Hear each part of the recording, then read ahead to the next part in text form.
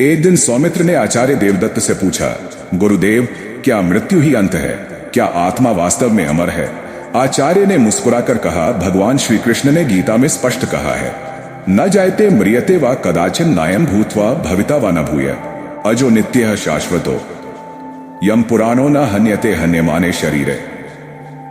अर्थात आत्मा न कभी जन्म लेती है, न मरती है, वह नित्य, शाश्वत और पुरातन है। शरीर का नाश होता है लेकिन आत्मा अमर रहती है। सौमित्र को यह बात समझ में नहीं आई। वह तर्क करने लगा, यदि आत्मा अमर है तो मुझे मृत्यु का भय क्यों लगता है? मैं अपने जीवन के सुख संपत्ति को छोड़ना नहीं चाहता। आचार्य देवदत्त ने उसे एक कहानी सुनाने का निश्चय किया, मृत्यु के बाद आत्मा की यात्रा। राजा चक्रवर्ती की कथा। बहुत समय पहले एक महान राजा हुआ करता था जिसका नाम चक्रवर्ती था। वह अपने पराक्रम, धन और ऐश्वर्य के लिए प्रसिद्ध था, लेकिन जैसे जैसे उसकी आयु बढ़ी उसे मृत्यु का भय सताने लगा। उसने अपने मंत्रियों और राजपुरोहित से पूछा, मृत्यु के बाद क्या होता है? कोई स्पष्ट उत्तर नहीं दे सका। तब राजा ने सन्यासियों और ऋषियों से पूछने का निश्चय किया। कई वर्षों तक उसने उत्तर खोजा, लेकिन कोई भी उसे संपूर्ण समाधान नहीं दे सका। अंततः एक दिन उसे एक दिव्य योगी मिले जिनका नाम महर्षि अद्वैतानंद था। राजा ने उनसे वही प्रश्न किया, मृत्यु के बाद क्या होता है? महर्षि मुस्कुराए और बोले, राजन, इसका उत्तर केवल अनुभव से समझा जा सकता है। यदि तुम तैयार हो तो मैं तुम्हें एक दिव्य अनुभव प्रदान कर सकता हूं। राजा चक्रवर्ती तैयार हो गया। महर्षि ने उसे गहरे ध्यान में भेज दिया। आत्मा की यात्रा, मृत्यु के बाद का रहस्य। जैसे ही राजा ने ध्यान में प्रवेश किया उसे अनुभव हुआ कि उसका शरीर निष्क्रिय हो रहा है। धीरे धीरे उसकी आत्मा शरीर से निकलकर ऊपर उठने लगी। पहले उसने स्वयं को मृत पड़ा देखा। उसके परिवारजन विलाप कर रहे थे, मंत्रीगण स्तब्ध खड़े थे। फिर अचानक एक अद्भुत प्रकाश प्रकट हुआ और राजा को एक अदृश्य शक्ति ने खींच लिया।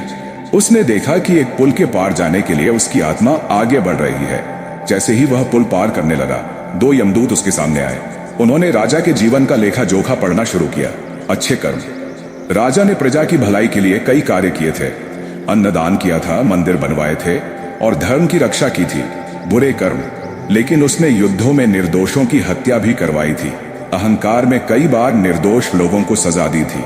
यमदूत बोले, राजन, तुम्हारे अच्छे और बुरे कर्म बराबर हैं, इसलिए तुम्हें दोनों का अनुभव करना होगा। पहले तुम्हें नरक की यात्रा करनी होगी, फिर स्वर्ग जाना होगा। राजा भयभीत हो गया। जैसे ही राजा नरक में पहुंचा, उसने देखा कि वहां कष्ट ही कष्ट था। जिन लोगों ने जीवन में दूसरों को धोखा दिया, हिंसा की, अन्याय किया, वे सभी यातनाएं झेल रहे थे। राजा को भी उसके पापों के लिए यातनाएं मिली, लेकिन उसने देखा कि यह केवल कुछ समय के लिए था। उसने भगवान से क्षमा मांगी और अंततः उसकी आत्मा वहां से मुक्त हो गई। उसके बाद राजा को स्वर्ग में ले जाया गया। वहां सुंदर बाग, दिव्य संगीत और सुखद वातावरण था। वहां उसे ज्ञान हुआ कि अच्छे कर्मों के फल भी भोगने होते हैं, लेकिन फिर उसे यह भी अनुभव हुआ कि स्वर्ग और नरक स्थायी नहीं है। एक बार कर्मों का फल समाप्त होने के बाद आत्मा को पुनः जन्म लेना पड़ता है। पुनर्जन्म और मोक्ष की ओर यात्रा। राजा ने पूछा, क्या आत्मा को पुनः जन्म लेना ही पड़ता है? तभी एक दिव्य प्रकाश प्रकट हुआ और भगवान श्री कृष्ण का स्वर गूंजा, यदा यदा ही धर्मस्य ग्लानिर्भवति भारत अभ्युत्थानमधर्मस्य तदात्मानं सृजाम्यहम्। अर्थात जब जब धर्म की हानि होती है और अधर्म बढ़ता है, तब मैं स्वयं अवतार लेता हूं। राजा को ज्ञान हुआ कि जब तक आत्मा पूरी तरह से मुक्त नहीं होती, उसे जन्म मरण के चक्र में फंसना पड़ता है। केवल सत्कर्म, भक्ति और आत्मज्ञान से ही मोक्ष संभव है। राजा का ध्यान टूटा और उसने अपनी आंखें खोली।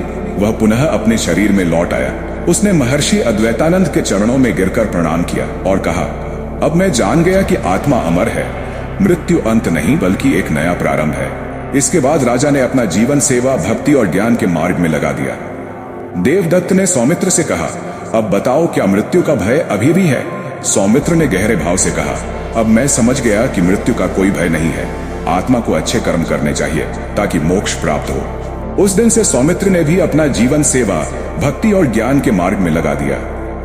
मृत्यु अंत नहीं बल्कि आत्मा की यात्रा का एक पड़ाव है। हमारे कर्म हमारे अगले जीवन को निर्धारित करते हैं। यदि हम अपने जीवन को सही मार्ग पर चलाएं, तो हमें भगवान श्री कृष्ण की कृपा से मोक्ष की प्राप्ति हो सकती है।